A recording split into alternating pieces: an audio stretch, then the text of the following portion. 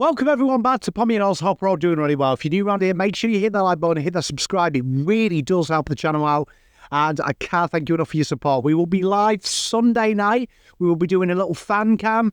There we'll be talking about doing a full preview of the games, asking any of your questions that you might have about draftees, about trades, life in general. It's a free-for-all. So we'll be live for about an hour, maybe 2 hours. Depends how much you guys and girls enjoy it. You know, I love the opportunity to speak to you, so I would be really honoured if Sunday night you come and kick back with Pom. Nice cruisy chat. Tomorrow night I am at the JP event as well, so if you are there and you are going down to it, please come over to the table, come and have a beer with me, come and say hello. That would be a grouse. It'd be great to meet you all. Stay tuned as well. We have just finally got the merch all sorted today, so a shitload of merch will be coming up, so we're going to be doing some hella giveaways. And can't wait for that as well. But as always, welcome back to the show. Sorry for the delayed intro as well. I've taken them a minute of your time. So I apologise, but a lot to get through. So today what we're going to do is I wanted to get really pragmatic, and we're going to do some really in-depth AFL lists. We're going to go from A to Z of football clubs in the next couple of weeks, looking at their trade strategy, looking at what they need in the draft, looking at delistings. This is going to be the one-stop shop. So we're going to start with Carlton and looking at their delistings, and how we're going to structure this is not make it like a blanket, oh, he's rubbish. We don't want to be in that situation. We want to talk about it pragmatically. We're going to talk about it in the ways of what may be there and the risks of delisting these players. So without any further ado, let's get into it. So here we are then. These are the Carlton boys that are currently out of contract this year. You've got Alex Murkoff, you've got Caleb Marchbank, you've got David Cunningham, you've got Dominic Aku, you've got Jack Carroll there, Jack Martin, Matt Carroll, Matty Owens and Sam Durden. And what we're going to do is we're going to put them in their little categories, as you can see there. We've got re-sign, which is self-explanatory. Wait and see. What does this mean? So wait and see here would be, for me, dependent on offers, because it's in between trade and re-sign. Depending on offers, depending on what free agents or trades you could maybe do with that player. Then trade, that's obvious. Subject to ins, so this is the D list. So this is, we're going to be looking at this yellow tier as, can I draft someone in this draft with someone of that quality, or has scope to be better or be more impactful in the position that they are at the moment in the ranking of the order. And then D list, obviously. We've tried and we've got going, and we start with Sam Durden. So for me, I think with us already knowing that Mr. Nick Haynes is coming in, I think that's a D list. Now, is that harsh? Maybe it's harsh, but the way I see it is that Nick Haynes coming in, instant replacement for him, same tier, almost level of contract. You'd say that was a no-brainer. I would say Nick Haynes is a better player when he's fit than Sam Durden.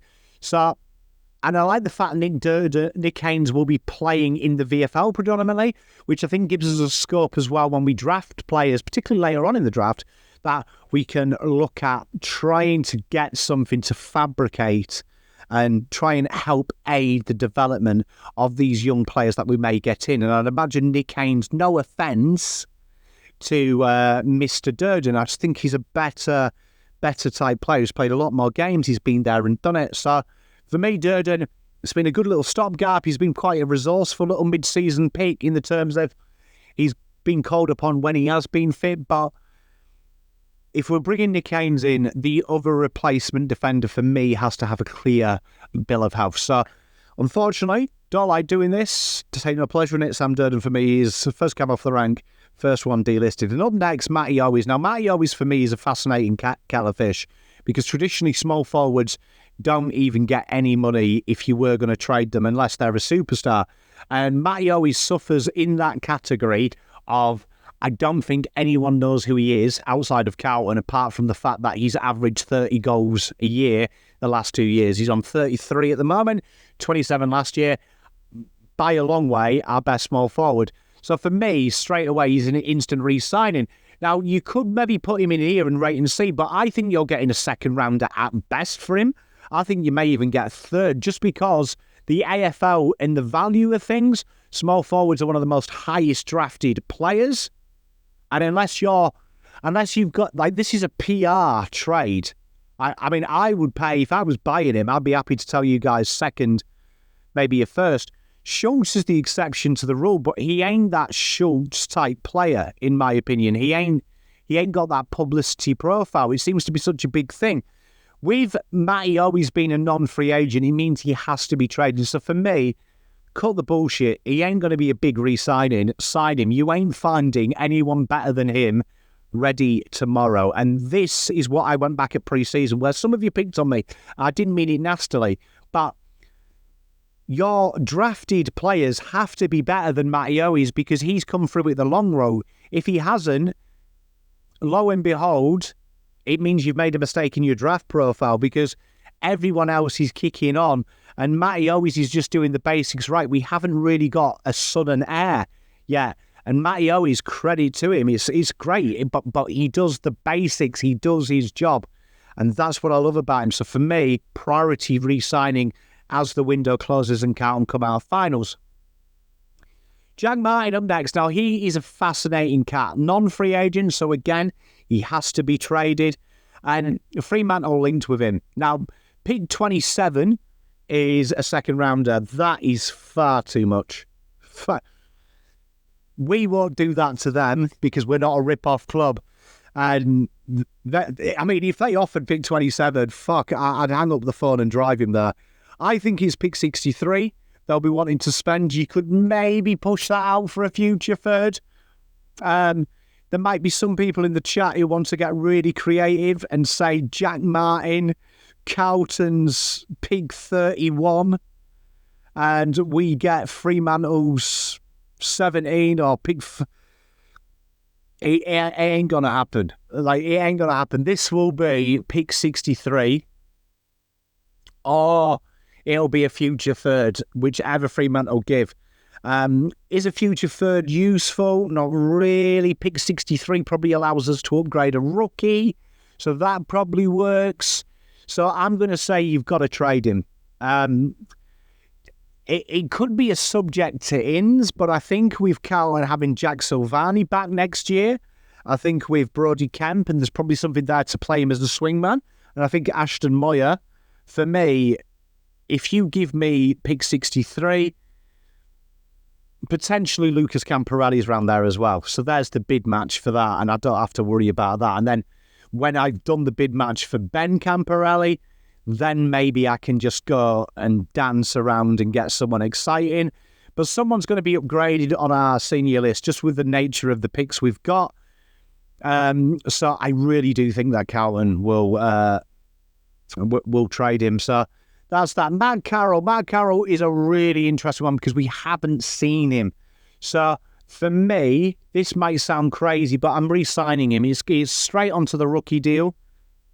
I don't have to worry about it because Matt Carroll is a very interesting one. At his junior level, him and Cooper Lord really stood out for Sandringham Dragons. So for me, that is a making sense one. It's costing next to nothing. We get a steady little player. Now, Jack Carroll is interesting. He is someone that you would have to facilitate a trade for. Now, I'm going to put him here. Wait and see. Now, I'll tell you for why.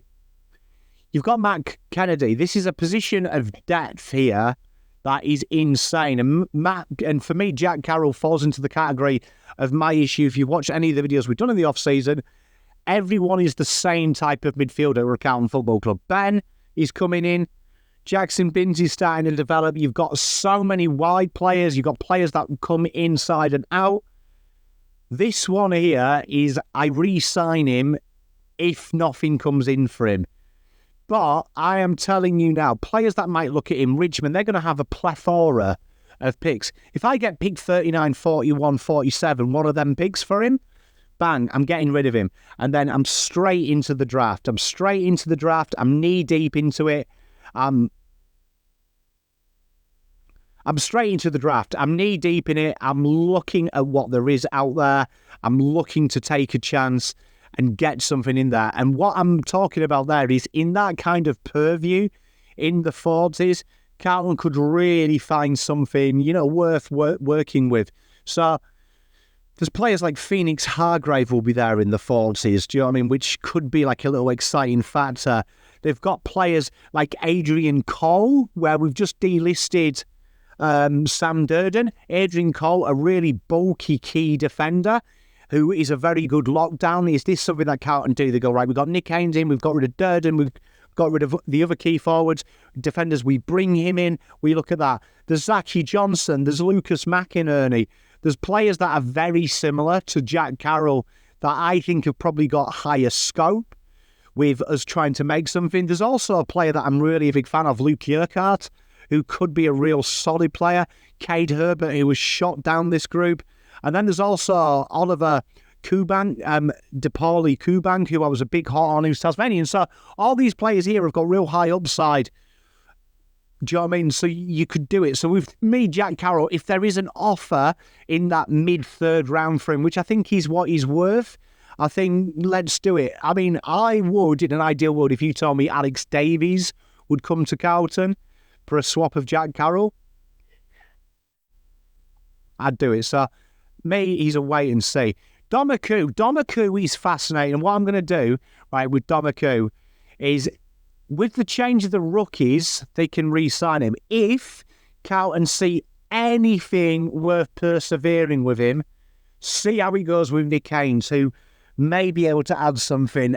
I lean more to Delist, to be honest, but these Category B guys, they've extended the time you can stay on there. This could be one of them ones that Carlton just get a bit creative. Get a bit creative and go, look, it's not on the salary cap. Let's give him one more year. We don't want to make mass changes, and that's really important. You don't want to make mass changes to your list management and things like that. So it's really, really important that you do that. So that might be a controversial one, but I just think he's already in the system. He ain't worth anything, Domier. I'm a big fan of him, but you ain't trading him. So subject to ins. If you get an inclination that someone in the pick 60 from one of your feeder clubs looks really solid, get rid of him. But if you're unsure, re-pick him up in the rookie draft. David Cunningham, unrestricted free agent. Now, I don't think he has any worth. I don't think anyone is going to bid on him. So I'm delisting him. I love Cunners. He's got a high ceiling, but let's be honest, he's been there 9 years, right? 9 years. He's 10th year next year, averaging 5.8 games a year. That is a draft. That is a draft. So he is in that awkward contract state, unrestricted free agent. If someone does bid on him, he goes for free. I'm quite happy to. I don't think he's got any trade value. You may get lucky. Someone takes pity on him, like North Melbourne. They throw a forfeit in, but I just can't see any value. If he played 10, 15 games and we were talking a third, I'd do it, but I just think cut the loss now, get it off the books, bang. Caleb Marchbank, the same boat. No one's taking a punt on this. Like, if they take a punt on this, I take what I can get. So this isn't even subject to the ins for me. The difference between these two guys and Domaku is it's a key position and he has stayed fit. He hasn't had injuries, where Caleb Marchbank, he is injured. You bring in Nick Haynes, and for me, Nick Haynes is the same risk factor injury as this guy. Just get rid, wish him well. But again, another guy that has never seen the park, so it's a really interesting one. And Murkoff is really fascinating to me. Now, this is trade bait type things, but I don't think anyone will come in for him. And I'm quite happy to re-sign him. I still don't quite know where Pitternet and co do. I do want Hudson O'Keefe protected in VFL football. And it's really interesting. So let's talk about worth. Let's just say we get a second for him. How we've come up to this acquisition is in the second round. Let's just say you got, we'll say anything from 30 downwards. Malachi Champion obviously is now NGA landlocked, so you can't do anything with that. But I look at this just where you may get a pick, and you're almost into the mid-third round until there is a small forward who's probably taking a punt, unless you've got something that I haven't seen from them. So guaranteed re-sign. Matty Carroll, I haven't seen him. We've taken him for a reason. If he can somehow find his form in what VFL is, in the junior football, he's definitely where a 4th, 5th round pick would be. So there's no point replacing him because he's had a year in the system, albeit just training.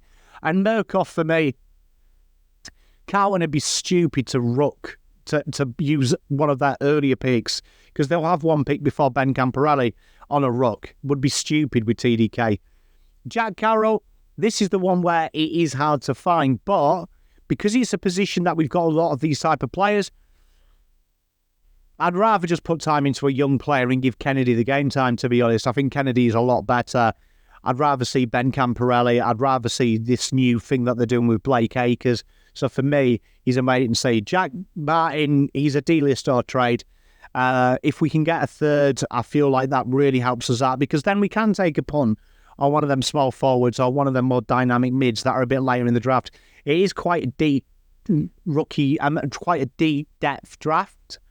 Domaku, rookie list, you can manipulate the system a little bit, which is really important. Like I say, what I mean by manipulating the system, so people don't take me out of context, you can keep him on the category B list, so he's not even part of the list. So that's the main thing. And then D list, you've got Sam Durden. I think that's a no-brainer. Marchbank, I think that's a no-brainer because you've got Haynes. These guys are never fit. Yeah, you're putting some time into Lewis Young, and then you draft one. I'd rather have a young one in, or even if you trade one, there's Denver Granger Barras on the market, there's Lee Kalia if you want someone exciting. There is so many options to Carlton that now is the time you free some cap up, so you can maybe entice these players with maybe a larger contract for a year or two until you've got some more re-signings to come. But in my opinion, this is the time that you kind of get a little bit creative. And David Cunningham, the most drafted position in the draft, it just makes no sense to keep him. So that's my list. Let me know in the comments what you guys and girls think. Remember, as I said, we will be dropping some merch in the next couple of weeks. That hits my shores in the next couple of days. Jumper Punch tomorrow. Make sure that you come and check that out. Come and say hi. And Sunday, 7 o'clock Sunday, we will be doing a fan cam Q&A. You can come and chat, talk all things football. So nothing off limits. Peace, love and light. Look after yourself. Pull me out.